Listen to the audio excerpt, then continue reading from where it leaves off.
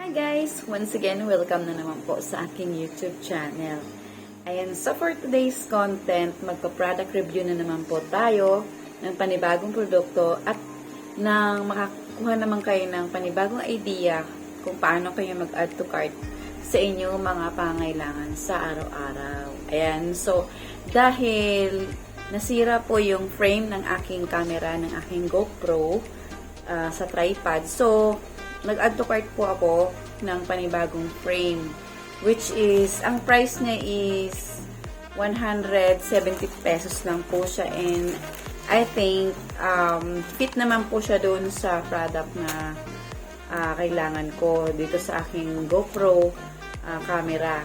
So dahil hindi natin magamit yung GoPro natin, dahil yun nga, sira yung kanyang frame, and then possible na malaglag siya kasi kailangan niyang mailak mabuti.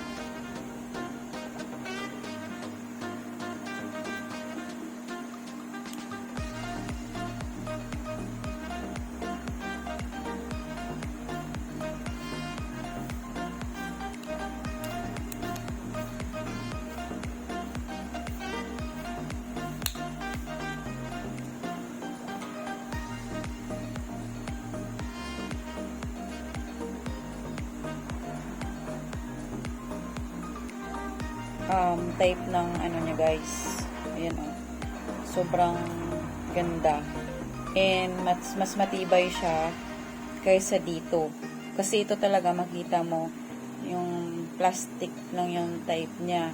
Eto fiber siya, yung parang may pagka rubber na type fiber, and sobrang tibay.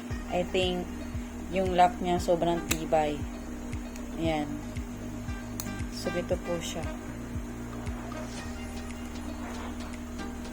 Ayan. So, sa halagang 170 pesos, may bago na kayong GoPro frame, frame for GoPro cam na holder siya para mas matibay at hindi masira. So, pwede ko na siyang gamitin para mag-vlog. Kasi, hindi po talaga sobrang mahal po kasi nitong GoPro camera. Kaya sobrang iniingatan ko siya kasi more than 2 years na siya sa akin. So, kailangan ingat na ingat ako lalo na sa battery. So, ayan siya guys. So, ayan. Maraming salamat sa pagpunta sa aking YouTube channel. Ayan. So, sana meron na kayo natutunan sa aking munting vlog for today. Ayan. So, please don't forget to subscribe, hit the notification bell para kayo at laging updated sa aking panibagong videos na i-upload. So, paalam guys. Thank you!